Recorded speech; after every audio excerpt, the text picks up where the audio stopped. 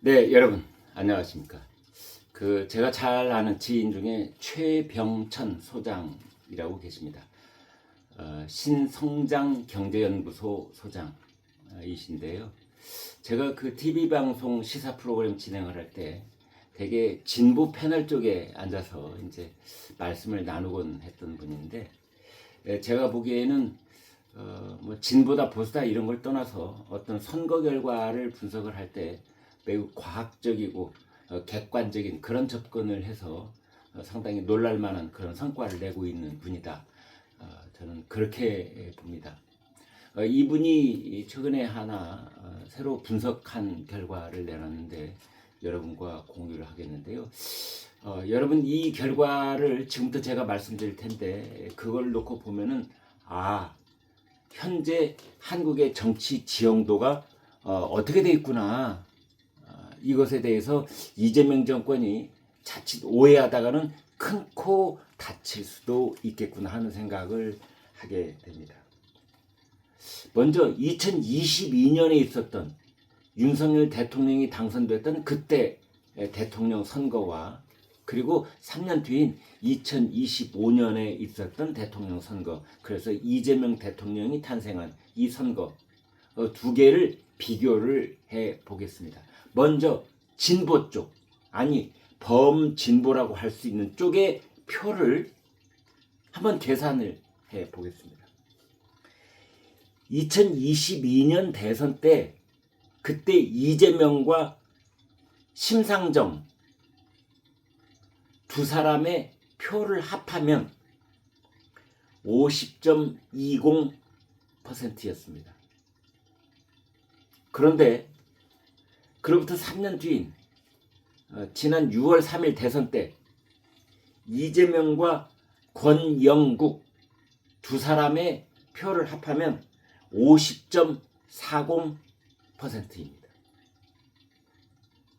그래서 마치 범진보 쪽 그 후보들이 뭔가 압승을 한 것 같지만 사실은 범진보 쪽 후보들의 득표율은 불과 0.2%포인트가 증가하는 데 그쳤습니다.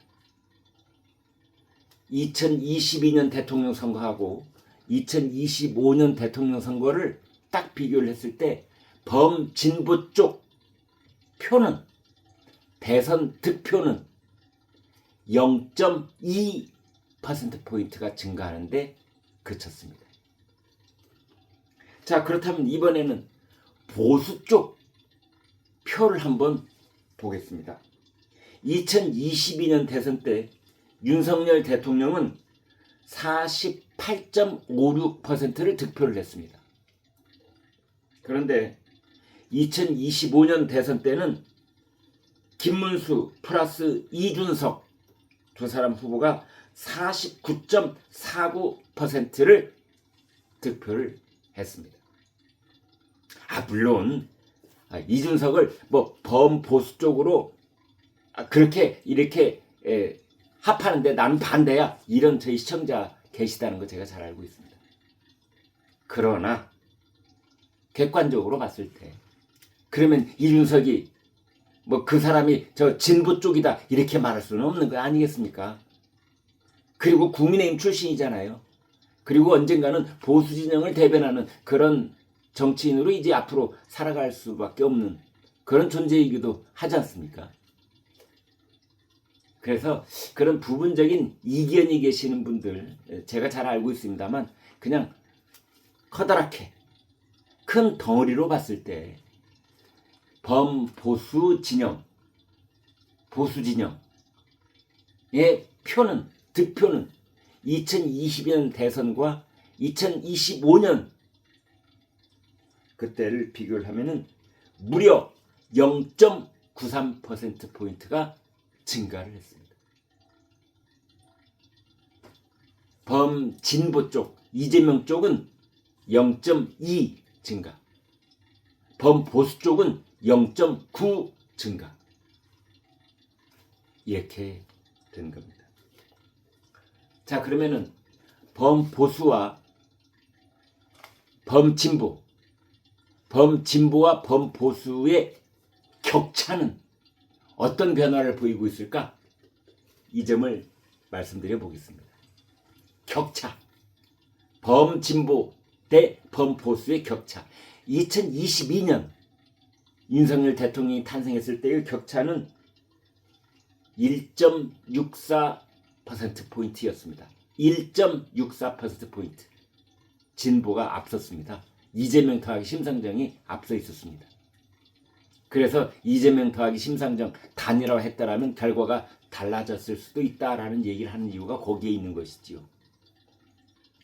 이번에 2025년 지난 6월 3일 선거 때 범진보와 범보수의 격차는 0.91%포인트. 0.91%포인트. 숫자를 너무나 많이 말씀드려서 죄송합니다만 이제 하나의 숫자만 말씀드리겠습니다. 범진보 대 범보수의 대통령 선거 때의 득표율의 격차는 오히려 0.73%포인트가 좁혀졌다, 줄어들었다. 이렇게 볼 수 있는 겁니다. 자, 이것이 최병천 신성장경제연구소 소장이 지금 새롭게 접근하고 있는 분석 결과입니다. 그래서 마치 이재명 정권이 뭐 압승을 거듭해가지고 엄청난 성과를 지금 정치적으로 누리고 있는 것처럼 그렇게 보이지만, 그러나 숫자로 면밀하게 따져보면은 오히려 범진보와 범보수의 이 대선 득표율의 격차는 0.73%포인트가 좁혀졌다. 자, 그러면은 이것을 어떻게 분석할 수 있느냐? 지금부터 결론 말씀드리겠습니다. 첫째, 한국의 정치 지형도는 세상이 여러 번 뒤집어지는 것 같지만 뭐 계엄이다, 탄핵이다, 김건희다, 뭐다 이렇게 해서 마치 사람들 마음이 요동쳐가지고 이쪽으로 우르르 저쪽으로 우르르 간 것 같지만 천만의 말씀이다. 결국 한국의 정치 지형도는 50.5 대 49.5다. 불과 1%포인트 안에서 뭔가 당락이 결정되는 그런 구도가 여전히 유지되고 있다. 두 번째, 놀랄만한 것은 범진보의 합계는 그대로다. 불과 0.2%포인트가 움직였을 뿐이다. 그래서 마치 이 세상을 범진보 세력들이 뒤덮고 있는 것 같지만 대통령 선거를 통해서 드러난 범진보의 사이즈는 거의 변화가 없다. 그대로다. 이렇게 말씀드릴 수가 있습니다. 세 번째, 여러분 지난번 대선 때 그리고 지금도 마찬가지 귀에 딱지가 않도록 들어온 말 중에 이재명 대통령이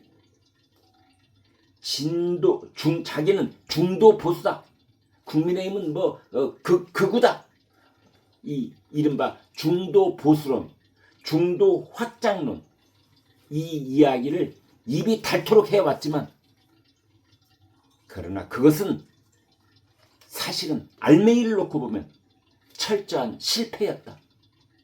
중도 보수는 중도층 특히 절대 이재명 쪽으로 넘어가지 않았다. 사이즈로 봤을 때. 물론 일부 넘어간 사람들이 있고, 일부 넘어간 사람들이 언론을 통해서, SNS를 통해서, 또는 민주당이라고 하는 과장된 확성기를 통해서 그렇게 재상산도 과장되는 그런 경향을 보인 측면이 있을런지 몰라도 투표소에서 싸늘하게 객관적으로 표현되고 있는 중도층의 확장 이론은 철저한 실패였다. 이재명 정권의 실패였다. 네 번째, 이재명이 PK 지역에서 지난 대선에서 크게 선전을 했다고? 부산, 울산, 경상남도에서 크게 선전을 했다고? 천만에 만만의 콩떡? 아니다. 표를 분석해 보면 PK 지역에서는 심상정에게 2020년에 줬던 표가 그 중에 일부가 이번에 이재명에게 갔을 뿐이다. 다섯 번째,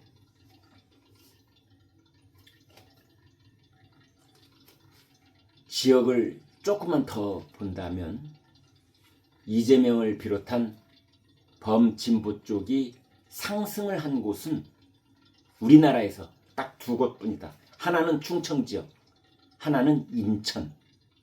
그렇게 되어 있습니다. 그래서 충청, 북도, 남도, 세종, 그리고 인천, 여기가 한 1%포인트쯤 올라갔고, 반면에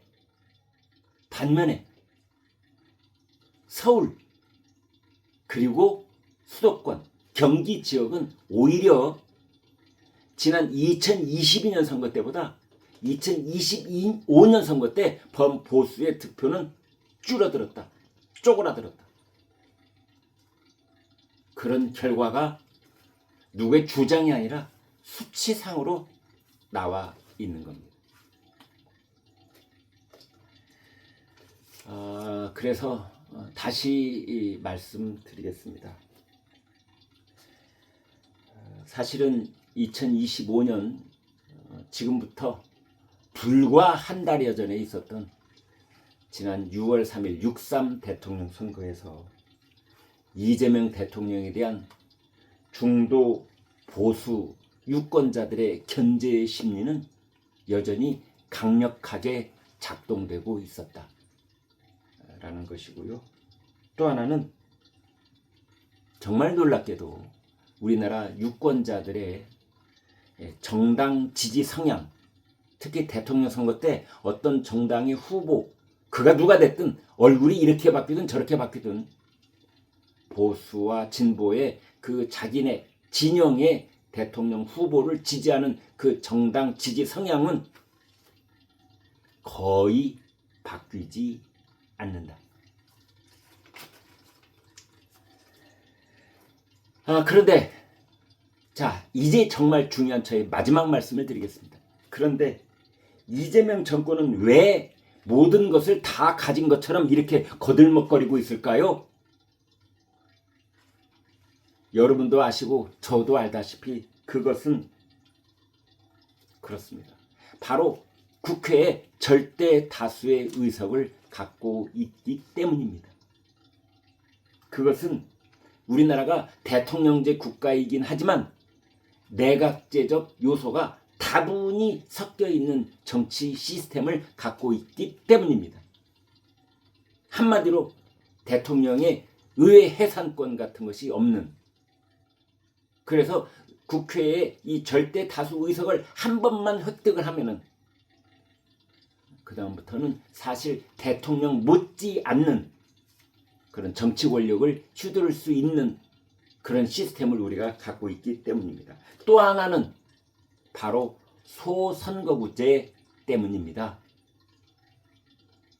총선거가 치러질 때마다 범보수 쪽이 참패를 거듭하고 있는 것처럼 보이지만, 그래서 백석 남짓한 소수 정당으로 전락하는 거 보이지만, 사실은 총선 때 득표율, 총 득표율 보면은 거의 한 5%포인트 이런 차이밖에 나지 않는 경우가 많았습니다. 그럼에도 불구하고 1등 한 사람이 의석을 독차지한다는 winner takes all, 이것 때문에, 이 소선거구제 때문에 그 얼마 되지 않은 격차로 범진보 쪽 더불어민주당이 200석 가까운 압도적인 다수 정당이 되어버리곤 했던 겁니다. 이것은 매우 불균형적으로 우리 총선 민심을 반영하고 있는 그런 선거 시스템이 방치되고 있다. 이렇게 볼 수 있습니다. 또 하나는 이른바 비례대표 위성정당 때문이다. 여러분 잘 알고 계시는 내용이기 때문에 구체적으로 더 이상 말씀드리지는 않겠습니다.